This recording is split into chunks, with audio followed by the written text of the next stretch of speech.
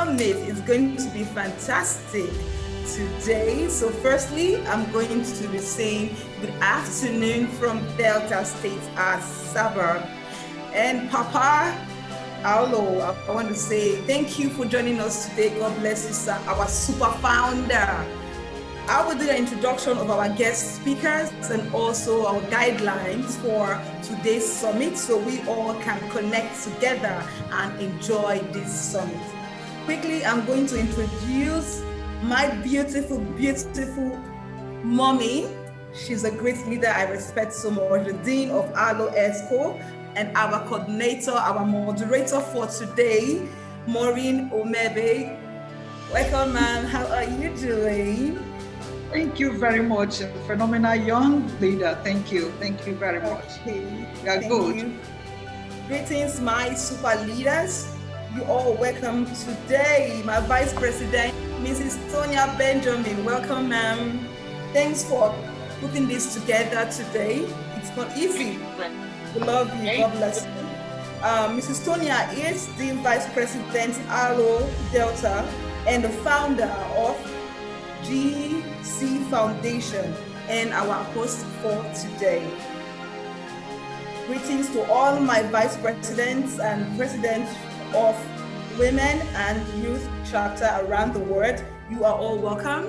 Welcome today. Greetings to my chapter coordinators, members, and participants of today. Quickly, let me introduce our guests for today. I'm saying my honorable chief, my beautiful, beautiful Honorable Chief Untitled Bello. Welcome, ma'am. God bless you. You're always on. Long time. Yes, ma'am. Chief Untitled Bello, she is the Executive Assistant on Trade and Industry to the Delta State Government. She is a woman of vision, a great woman. I welcome you once again.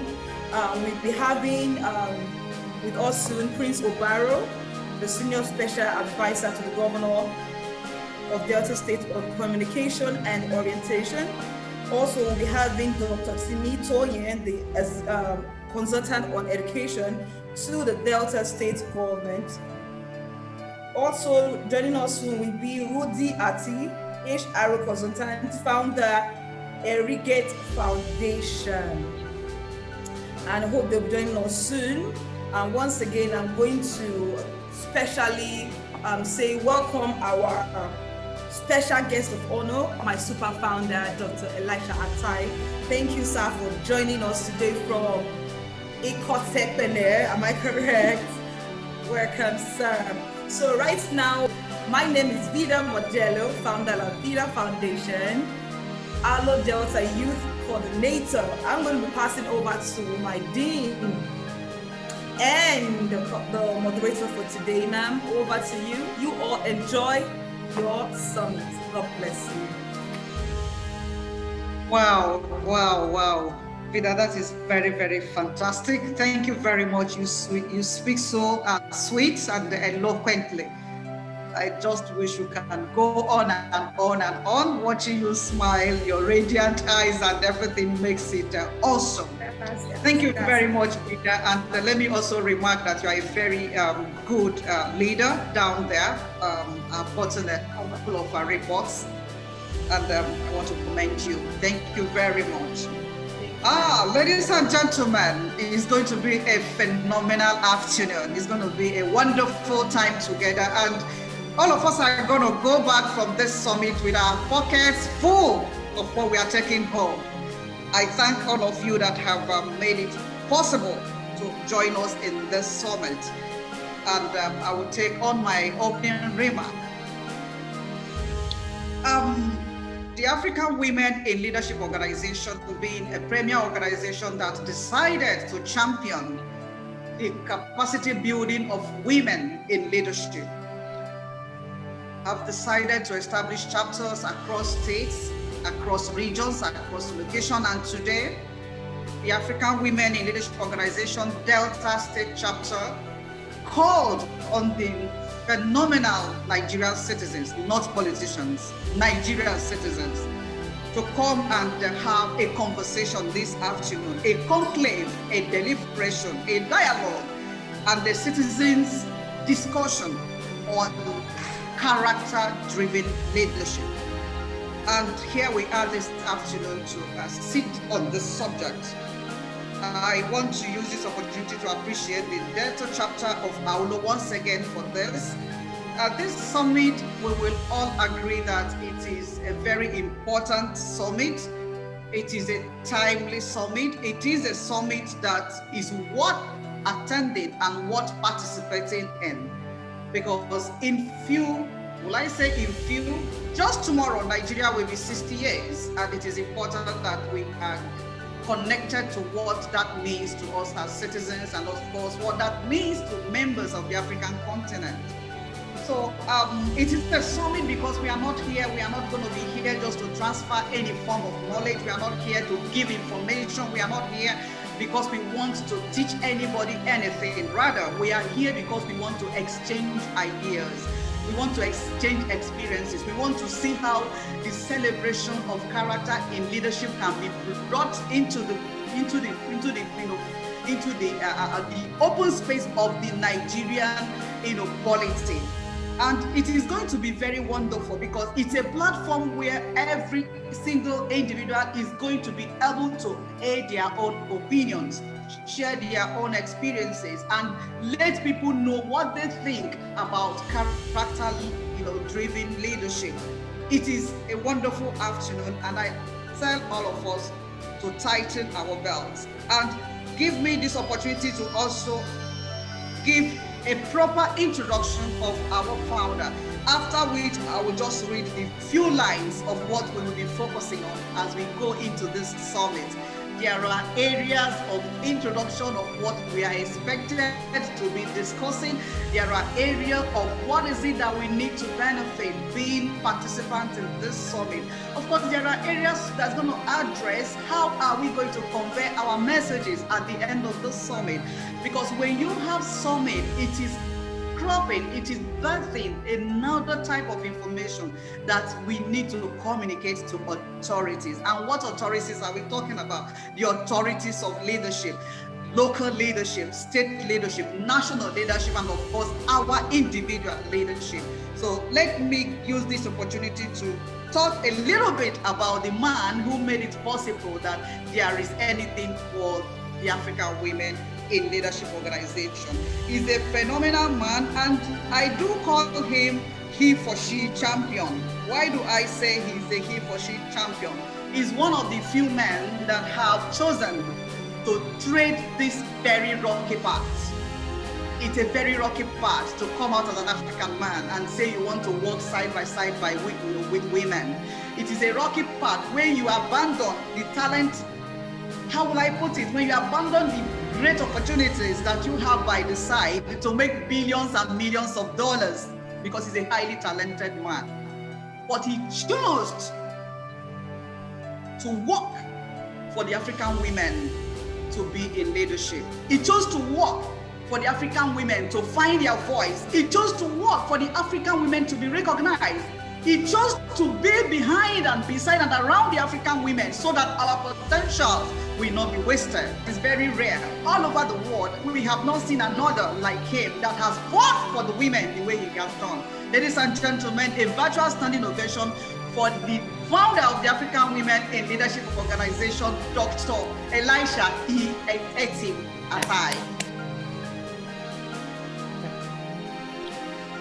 And Dr. Atai, I don't know what to say. Just give us your few words. What is my day? You like this program to really talk about them, promote them, and I'm just a servant. I'm your servant. These are my bosses.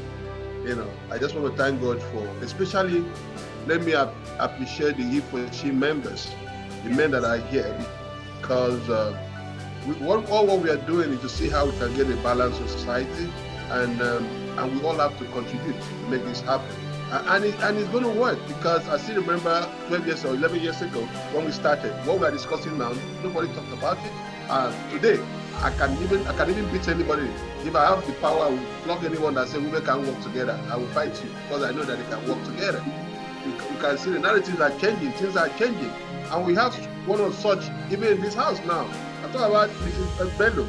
She is grooming women. She is supporting women. She is doing a lot for women. And we have so many of them. Look at Maureen. I want to see a balanced society. And I'm happy for this movement. And there's no me without you. So we are all partners in progress. The conversation that we're going to have today, such conversation and other things that is being lined up, I know definitely we're going to change the world will see what we do in AWLO is to prepare women for leadership, to understand women. And I'm happy which is with all of you. So thank you very much. I want to appreciate Tonya Benjamin, the Vice President AWLO Delta, for putting this very timely and in such a short time, putting this together. I really appreciate your zeal. I love that. Thank you so much. Of course, the youth coordinator, she has been my lady, she's been there with me on the road. But I'm happy to see very busy people here already. Thank you. Thank you for that special presentation. Thanks. Thank you. Ladies and gentlemen, you've heard from the horse's mouth. The summit has been declared open, and we are now we are having the mandate. We are now legitimately ready to take off. And I would like to just say a few more words before I call on my phenomenal Vice President to give her brief speech. Like I said before, it is not a webinar, it is not a workshop, it is a summit. Therefore, we just have what we call a brief of the summit to intimate people on what is expected of everybody in this summit on this afternoon. Ladies and gentlemen, today, as I said before, is just for us to be able to see how we can celebrate the power of character in leadership. Character has lost its value, we can all agree, particularly in Nigeria. Character has been substituted with money, with connection, and with opportunism. And this is reflected in everything that we do in this country today. It is reflected in governance, it is reflected in leadership, it is reflected in business relations. It is the depth of soul in what we want as individuals, institutions, or a nation that kills our character. There are things we want, but those things we want, how good are they for us in building our character as leaders or as anybody belonging to a nation? Why does character matter in leadership? They usually say that everything rises and falls on leadership. But when you remove the veil, you will see that the statement would have been everything rises and falls on character. Because a leader cannot be separated from his or her character. Consequently, you cannot talk about leadership. You cannot talk about effective leadership. You cannot talk about transformational leadership. You cannot talk about equitable leadership. You cannot talk about leadership that delivers results without talking about the character of those who are handling the leadership. Just as everything revolves around leadership, everything equally revolves around the character of the leadership. And that is why today, the African Women in Each Organization is calling this gathering a leadership audit, because it is going to ask questions. It's going to remove the veil. You are a leader. What is it that makes up your character? How do we form our characters? You see people celebrating success without hard work. You see people wanting to be worshipped and there is no sacrifice they made. You see people expressing, showcasing opulence and there is no hard work. When you see all these things, we should understand that what has happened is that there is a death of character. There is a death of character when you see people celebrating success and they did not put anything down. So this afternoon, we are going to be looking at all of this. And I want us to, as much as possible, bring our ideas to the table, because at the end of the day, we are packaging whatever that is coming out of this summit. And of course, we are sending it across to authorities, starting from our local governments. Ladies and gentlemen, I welcome you once again to this summit as I introduce the Vice President of the African Women in Leadership Organization, Delta Chapter, to give her opening speech, just a very brief speech on character-driven leadership in Nigeria before we proceed. Wow, Tonya Benjamin, the floor is yours. Thank you very much, my dean. I appreciate all you do, your inspiration, your motivation, and everything you've been doing to put everything together for us in AWLO Chapter. We sincerely appreciate. I welcome everyone here to today's summit, and we're celebrating our independence, and Nigeria is system. So we are looking at character-driven leadership in Nigeria. Yeah. Leadership is a process through which a person explains and motivates others to get involved in accomplishment of a particular task. All great leaders have something unique about them, yet they were bound by greatness that helped them to lead masses through innovation and new ideology. Although times have changed, practices and ways of doing things have changed as well. The ways of great leaders cannot be overlooked. We must be the change. We must be the change that we want. According to Vince Lambande, he said, I quote, "Leaders are not born, they are made, just like anything else, through hard work. And that is the price we have to pay to achieve that goal and any goal." So we have great leaders that have emerged from this country, and these examples they have set down for us to follow as the economy keeps changing and everything around us keeps changing. We need to keep on following this example and even upgrading in them. So in spite of the enormous challenges that they face, they always place themselves at the forefront of developmental issues and prosperity of Africa.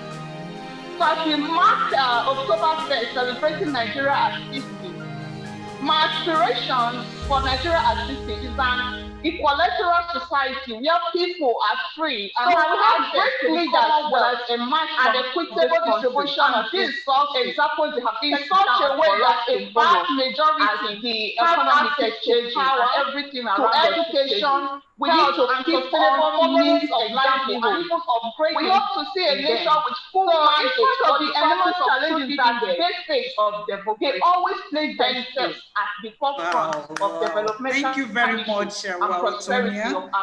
That was a very, very beautiful October 1st, celebrating Nigeria like a patriotic my leader, aspirations a leader who has interest in his nation, a leader who understands the place of self in development of her nation.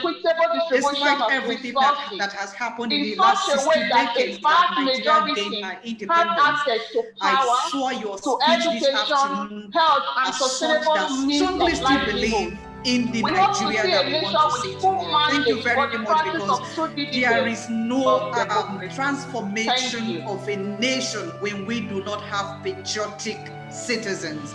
And I would like to say that your speech this afternoon, as brief as it is, reveals that you are a patriotic leader. Thank you very much, Vice President. What is it that character has done to the country Nigeria that made us to still be classified as a third world country, as an emerging economy, 60 years after independence? I know that when we are going into this summit with a clean heart, good enough, we are not politicians here. The organization AWLO is a very, very neutral organization, and we try to explain things exactly the way it is. So as we are starting our summit, ladies and gentlemen, be open, be very, very realistic in your conversation, what you are bringing to the table, because it has to be something that we can learn from and begin to apply right from the individual point of view. So ladies and gentlemen, I call on this phenomenal woman. So ladies and gentlemen, in the conversation room, I welcome Honorable Chief Chimite Bello. I greet us all. Chimite Bello is Executive Assistant to the Delta State Government on Export Initiative. We welcome you, ma'am, and we thank you very much for answering this call. It is an honor to be speaking to you this afternoon and for us to have you in this conversation room. Welcome and take over the floor. Thank you very much. All right, everyone has made my work so much easier because you've explained character, you've explained leadership, and whilst you were talking, I was scrolling through to see who I'm talking to. I always try to scroll through. I always prepare a note, but usually I prefer to speak from my heart. So based on the types, the different surnames I saw it was not just people from Delta, but I'm going to speak from Delta, and I'm also going to speak as a Nigerian.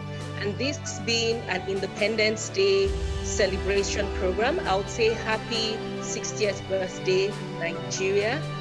Treat us better as we go forward. We look forward to enjoying you tomorrow and for 60 more wonderful years and beyond. I'm going to go straight into it, and I'll be very, very practical. So I'm a woman who works with the Delta State's governor, Senator Dr. Arthur Ifeanyi. I started with him in 2015, and by the grace of God, he found me worthy to still come back in 2019.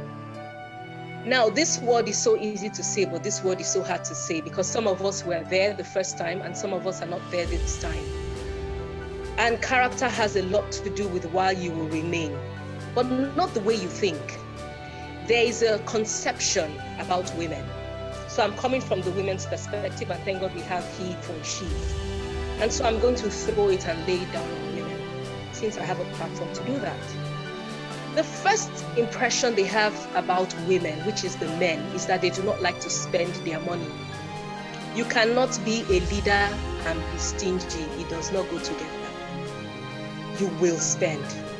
You will spend on educating yourself. You will spend on doing some kind of goodwill within your community. Sometimes it's not only cash you spend. You're going to spend time. You're going to spend thought. You're going to spend prayers. You're going to expend your energy to become a person of influence, because a leader is a leader because they can influence something. You're not a leader because they gave you a piece of paper that appointed you to be a commissioner or a minister. That doesn't make you a leader. So how do you progress from this? When you work in a state like Delta State, and I say it clearly, we have some of the most intelligent men here. We have some of the most attractive men here. We have a lot of people doing oil and gas, so we have some of the richest men here. You have to have discipline. You cannot be messing with them. As soon as you mess with them, then you're messing with your own character as a woman. So if you want to be in the ministry of I'm beautiful and I look good and you have nothing in your head, well, I don't know what you're trying to build in terms of character. You will be popular for a short time and then you will fizzle out like many before you. So you have to understand that you'll be tested in the area of sexuality as a woman, and you have to come out gold. You'll be tested in the area of finance as a woman, and you have to come out gold. You will be tested in the area of helping other women, and you have to come out gold. And somehow, speaking to us, it is high time women stop being intimidated by younger women. They are coming to you, they want some help, they want some advice. You know what they need to do. You know where to hold their hands. You need to be a mentor to them. And a mentor is not something you advise. Advice is not mentorship. Mentorship is allowing them see your pain, because you have to go through to get to. So you can't come and say, oh, Jesus was good. Oh yeah, we all know Jesus was good. But how did you get through to get to? That is the mystery in the middle. Now you see a lot of men are ready to put the requisite money on other men they are pulling up. They are ready to take them to the golf course. They are ready to have good conversations with them. They are ready to let them know that you go in this way and you don't go in this way. But you find that a few women, I won't say all women, a few women are not having the right kinds of conversations with other women that allows them get to where they need to get to in the place of leadership. So since we're dealing, I'm starting now from the political aspect because that's one aspect of my life. Politically, in Delta State and in Nigeria, most of the leaders are men. In Delta State, I would say we have, when I'm talking about leaders, people that control local governments, senatorial zones, and the rest of it, most of them are men. Now, as a woman, my leader politically is a man. Now, what happens to me? For you to follow a politician, sometimes you have to be out till 1 a.m. How possible is it for you as a woman to follow a man till 1 a.m. without having a bad name? But the men can do it and come home tired, get a wife who will make a meal for them. They don't have to deal with their husbands thinking different things. So what I'm trying to tell you that in terms of, I'm going to political leadership now, your character is tested more than the character of a man as a woman. Because after dealing with biases outside, after dealing with all the negativity outside, you come home and you try to balance your family. A lot of women don't even know their character because their character has been tamed by their parents, tamed by the church, tamed by their fellow women, tamed by their in-laws. Everywhere you go, they are being tamed and told how you will sit, how you will do, when you should have kids, because your clock is moving. So I'm not even sure where to start with character, because I would say, first of all, oh woman, know thyself. If you don't know yourself, where do you want to start with the character discussion? Having character means you're bold. Having character means you don't need to be politically correct. Having character means that your job is not everything. Your salary is not everything. You can call a spade a spade. And I don't even know who else has joined. I don't even care who else has joined. But what I'm trying to say is, you work hard as a woman. I'm speaking to women in leadership now. You work hard as a woman, but you are not given the platform to excel. And when you take the platform, you have to be ready for the war that will follow, because the war will follow and they will run roughly over you. You have to survive or you quit. So you take what you have and you do the best you can do with it. I will end my talk here. Thank you for listening. I'm going to say I am short of words. I was not expecting anything less than what my chief just displayed. She's one woman that we don't see often in Delta State, but I admire her so much. She's always real, and that is one thing that they now confuse her for being proud. No, she's confident. That is who she is, and that is what every good leader should have, confidence. Just see the way she's real. She's not reading any book. No, she just spoke from deep down her heart, because like the moderator said, you have to be real. So she can't be as real more than this. She is perfect. So like she said, as a leader, you really have to work on yourself. It's very, very important. Very challenging. Delta State is a small nation, because we are talking about Delta State today. I'm a Deltan, so it's a very small nation. Yeah. We have the Shakiri, we have the Robos, we have the Jaws, we have the Isokos. They are there. And when it comes to women in leadership, we are like, I feel we don't believe in it. That is why we are fighting so hard to make the women understand that life is now beyond just the kitchen, just the bedroom. No. As a woman, we carried those children for 9 months. go through this labor pain, take care of those children from zero to hero. You can maintain the home, you can maintain the children, you can maintain your workspace. Of course, we can be perfect as leaders too. So why not give us the chance to be who we are born to be?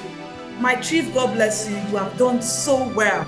So do you have questions, please? If you have questions, just indicate by waving your hands or drop by the comment section. Our leader is very, very ready to answer us. Yes, you are. Please proceed with your question. All right, a quick one. My question is for Chief Mrs. Untitled. I have been following her for quite a while. I know her kind of person and I what. Now, talking about the women in leadership, she was trying to talk about the character. Talking about character in how the women can actually comport themselves in the aspect of getting involved in leadership. Now, I for one, yes, I'm a he for she, because I do most of my business myself with women, getting them involved and all that. I'm trying to contest election as a local government chairman. My plan is to get a female as my vice and all that. So now I very much in particular about the movement in politics and women. Now there's a common saying generally that women that get involved in politics, that they get sexually harassed, they get used. For example, like you said, that it's very, very difficult to have a woman that will leave to follow a politician like 1 o'clock in the night, and the woman has a husband. In a situation such as that you have a woman that is your follower, that you need them to get involved in what you're doing as far as the politics is concerned. How do you measure it as a woman that scenario will not have a problem with you and your husband? That's my question. Question is, how do you ensure that you can still be very effective in participation in politics and still be able to flow very well with your husband, that is with your life partner? How do you ensure that? I think that's the question. Okay, so let me answer. There is nothing normal about politics, and you cannot live a normal life with your husband, period. But how do you still have a husband that can still love you? So let me rephrase that. So first of all, you have to have trust with your husband. Trust is built from day one of your marriage. If you have questionable character, politics will stretch that. So if you know, as you sit, you are listening, you want to run in 2023, for example, start dealing with your character right now. Start dealing with your trust issues. Start being careful about yourself. They say, be careful in all things. You are going to be judged on what you said, what you did, what you didn't say, and what you never did. So be able to defend yourself. That is the first thing I will say for anyone who wants to go into politics as a woman. Then you need to start to not only worry about yourself, you have to worry about the quality of people you walk around with. Not based on gossip. You are now going to have to observe. You're going to be very strategic in your thinking. They say, out of the abundance of the heart, the mouth speaketh. Listen to what the women around you, the people around you are saying, and start to pick people that will pull you up and take you to where you're going. You have to be very decent in your dressing, because in spite of your dressing, they will have something to say. So what are the things you can do? You can manage your choice of words. You can manage the way you dress. You cannot manage the time you come back home. You just have to let your husband know, I'm going out and I'm sure I'll be back by 6. If by 5:30 you see that coming back at 6 is not going to work, anytime you can find time, make that time for him. Thank you very much. Because of our time, we just have to continue. The gentleman that threw in that question, are you satisfied? Did you get clarity? Very okay, very, very okay. So this question says, how do we manage generating resources to execute social projects? How do we manage generating resources to execute social projects? Okay. First and foremost, it will be good for you to network with other people doing it so you can learn like an apprentice. That's number one, because if you're new at it and you are fortunate to have somebody who is sincere, like for my NGO, I work with USAID, I work with DFID. If somebody came to me, I could handhold them, help them do, because there's a lot of paperwork in it, help them do some paperwork in order to get access to that fund. You can also take out of whatever little you've earned. Social work is not about spending so much money. It's about thinking thoroughly about what you can do with the little you have to make the most impact you can. So the first thing is to do the little you can, take photos of it, have a process flow. Then when you have like 2, 3, 4 events, you can now go to other donor agencies. And for those in the Niger Delta region, Shell has a fund, Chevron has a fund, and you can actually go in there. It's not as difficult. Most of the head offices are in Port Harcourt. So you could write for it. Thank you. Thank you very much. Thank you for that input. Talking about character-driven leadership, and then there has been a statement which I want all the women in this conversation room to take in, that as a woman leader, your character will be tested far beyond that of the man. So what does that tell you as a woman? It tells you that you need to stand on another pedestal. You need to be in a different scale when you are talking about projecting your character.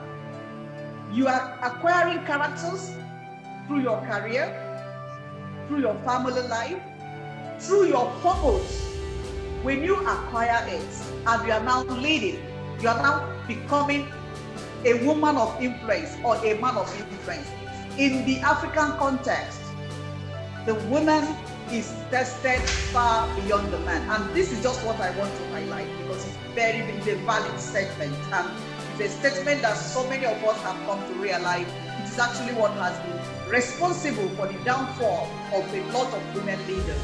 It's responsible because you do half of what the men are doing, you are down. You attempt to do half of what the men are doing, you are down. So what does that tell you? You must tie your hands and ensure that you are above the board in executing your assignments. Wherever you are, either you are in political leadership, organizational leadership, community leadership, family leadership. Good afternoon, everyone. Good afternoon. Yeah, my name is Rudy Atie from Delta State chapter. Yeah, the topic we're looking is actually a broad topic, and I think if we say we should really deliberate about it today, I think we'll stay till tomorrow. But however, I really want to throw light on one of the challenges we're having today in our society. The attribute of a good leader has to do with trust, integrity, empathy, ability to delegate. Without these qualities, I don't think a leader ought to have followers. Ironically, reverse is the case in our society today. Our leaders of tomorrow, our youth of today, they see those with these qualities as weakling. They see those with these qualities as those that don't really want to make money for themselves, or they call it like, oh, you are the one that want to change Nigeria. They have the impression that Nigeria is already corrupt, Nigeria is already spoiled, so we cannot do it. Let's join the train to make money for ourselves and all that. However, we must continue to strive to build a society that does the right thing irrespective of adversity, irrespective of challenges, because the next generation that are going to take over from us today, I'm really, really afraid for them. I'm really, really afraid. We are saying past was worse. Our present generation, we are trying to make it better, but generation that are coming to take after us, I don't really know if we don't start building that mindset from the scratch, right from as early as preschool, not even university anymore, not even secondary school anymore, from preschool. Parents have lots of role to play in this. It starts from the house. Leadership starts from the house. Letting your children to know what integrity means. Let them to know what trust means. If a child that comes out from a home where the father himself have no integrity, the mother herself has no integrity, they see it as a norm. And when they come outside to the society, it becomes a threat. It becomes a problem for us to handle. So as parents, it's an assignment that all of us collectively we need to do from our home, from our toddlers. We let them, training them to become leaders, to have qualities of leaders. to do the right thing and at the right time. You have to say about character-driven leadership. Do Nigerians need character-driven leadership? Do our state governments, for instance, need character-driven leadership? Do our councillors and vice chairmen and women need character-driven leadership? Do we need character-driven leadership in our families? The floor is open for any gentleman or lady that wants to share an experience, an opinion, or that just want to add to what we are discussing this afternoon. Over to you, Mrs. Rudy. Okay, basically, like I said earlier, for a good leadership to be in place, we as parents, we have role to play in it. The society at large have its own role to play in it. One of my greatest fear is the kind of leaders we're going to have tomorrow. Our youth of today. We need to cultivate their hearts now that they are very young. We need to engage them in so many activities. Now, if you can remember back, like I said, during the amnesty period, President Yar'Adua did not just ask these youth to surrender their weapon. He also, he engaged them. To him, he felt, it's better to judge than to war. Why would I want to fight these people? That we showed maybe killing of more lives. Why not calling them down for them to surrender? As leaders, we should also have this ability of negotiation. Pride is one of the things that kills most of our leaders today in Nigeria. Pride for them stooping so low. Yes, there's a proverb that says, stooping low before a dwarf does not take anything from your height. And that was the role Yar'Adua played. Also, in our economy, I can vividly remember in the banking sector, it was the one that, introduced when the banks were supposed to go on liquidation, when they were facing large number of debts, they were being misused of depositors' funds by bank directors. He swept into action immediately through the CBN. If he didn't take that drastic action he took then, I think then that so many banks would have collapsed. Looking at our TSA, Treasury Single Account, he made sure that every funds that were not utilized at the end of the year is being sent back to CBN. Yar'Adua is one of the greatest, or I wouldn't say it's the best, but one of the best leaders we have ever had in this country. Though his leadership was short-lived, but his memory still linger on. And I think if we, as leaders, can take some of his attributes and imbibe in our present leadership, I think we can do better. Now, one of the issues we are also having in leadership, one of our leaders are having, is ethical issues, tribal issues. Delta State is a state that has 5 distinct ethnic groups. Now, when an Ijaw man enters there, the first thing he wants to do is to please his people, to develop his state. I'll make an example. Yes, back when there was an Yoruba man in Delta State, he did so well. He brought one of the best hospitals to Delta State in Ogara, well equipped. Yes, after he left and the Shekiri man entered, maintaining the hospital wasn't part of his priority. Instead, he went ahead to want to build one of the largest stadiums in his own town. As I speak with you, that stadium is halfway completed. Then a Delta Igbo man entered. This sense of love, that is one thing I know our late President Yar'Adua never had. He would have been able to use tribal and religion to rule, but he never allowed that to cloud his leadership. What I knew he hated there was nepotism. He never wanted to say, because you are from here, or whatever you are going to be given, whatever that is given to you, must be on merit. 80% of our leaders today, they don't reason that way. They want to favor their tribe. They want to favor their religion. Leaving the best man for the job and putting a quack person in position, knowing fully well this person does not have the portfolio, does not have what it takes to lead that office, all because he's my brother. This is not a good attribute of a leader. So if we start thinking of, we are one Nigeria, we need to make Nigeria a better place. We need to put people that are qualified. That's why we have so many. I don't want to really go into the, let me not start calling names and all that. But if you look at our system, we have so many unqualified people in positions today. Until those at the top take the mantle and say, no, let us put those that are qualified Wow, thank you very much, Rodiati. You keep saying things that are really very, very critical. Thank you very much. There's something you mentioned here that attracted my attention, and I think you should attract the attention of everybody in this conversation room. You mentioned something. What kind of future are we expecting? We have leaders of today that we are so much worried about, but we have leaders of tomorrow. Rudy said we should worry more about these leaders of tomorrow, and I think that should give us shivers. What do we need to do? You see, the issue of ethics in leadership, the issue of ethics, character goes hand in hand with ethics.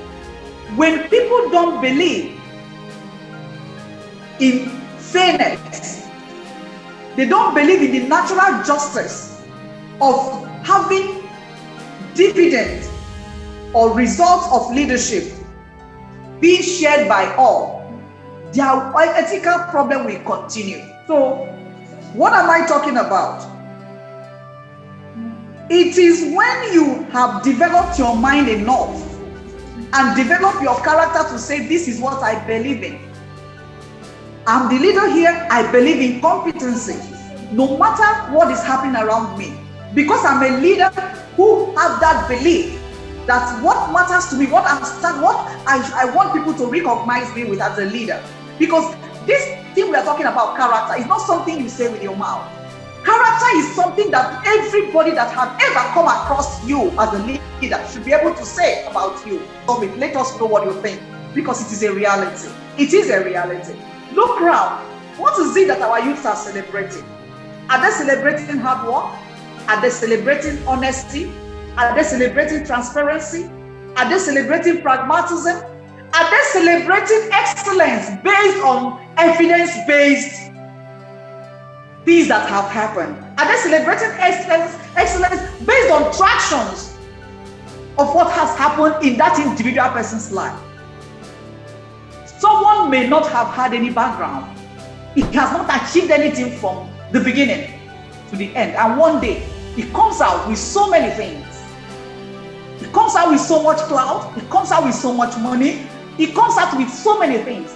But you see, when this happens, my own observation is that this is the kind of thing that the youth of today is celebrating. And that's why I'm very, very excited when we are talking about the African women in this organization. Because of course, we noticed this and we quickly set up our youth council camp to begin to mentor the women, the upcoming women, to let them know that there are things happening in our society today that shouldn't be.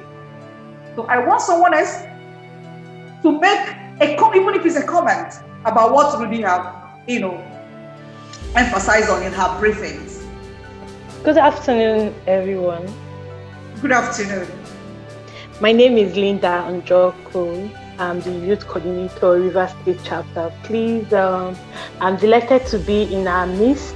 I've been listening to all our speakers, and trust me, I'm blown away by everything that our speakers have said. I'm hearing from women who understands what leadership is about. Hearing from them gives me so much joy.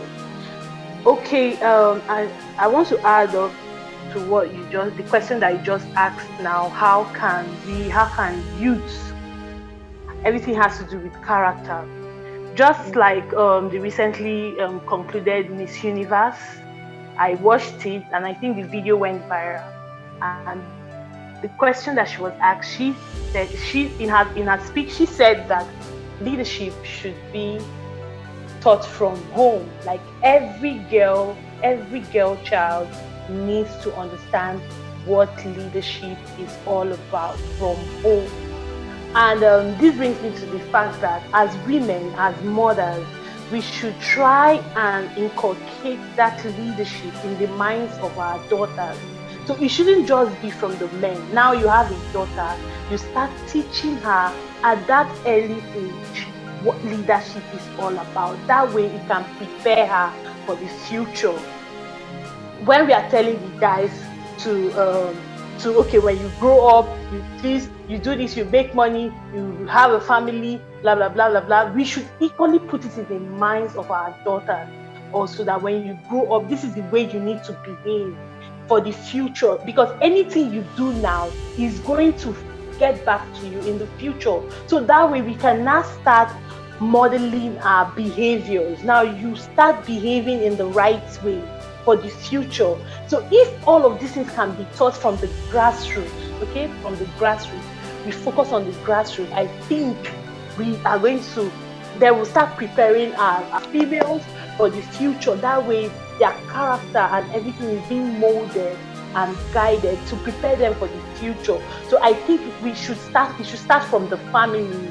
So mothers should please take whatever we've learned here to the family. And for those of us who are still, okay, who are not yet mothers, we should equally have it at the back of our mind that this is what we should do the moment we start raising children, especially the girl child. So for me, it should start from the grassroots and the family. Socialization starts from the family. So mothers should please start educating their daughters from today. That's my contribution, ma. Thank you. Thank you very much, vibrant young leader. Thank you very much for that very valid contribution. Yes, to begin to inculcate the right value in their children, inculcate the right values in their children, not just girls, because the future we are talking about are going to be inhabited, is going to be created by both boys and both girls today. So mothers, as Mr. Joko have highlighted, should start from the home to build the characters of their children, boy or girl. And I agree with her completely. And I know the reason why she focused her attention on the girl child. Because the girl child is the one that will eventually nurture the other children. The girl child is the one that will transition to become a daughter, a woman, a wife and a mother tomorrow. So the girl child, in fact, let me put it this way. Yes, teach the boy, teach the girl, but pay more attention to the girl. Because if the boy falls off the road, off the way, and he gets connected to the right woman, it will okay. But if the girl gets it wrong, if he gets connected to the right man, the situation remains in their family because she may be of that home.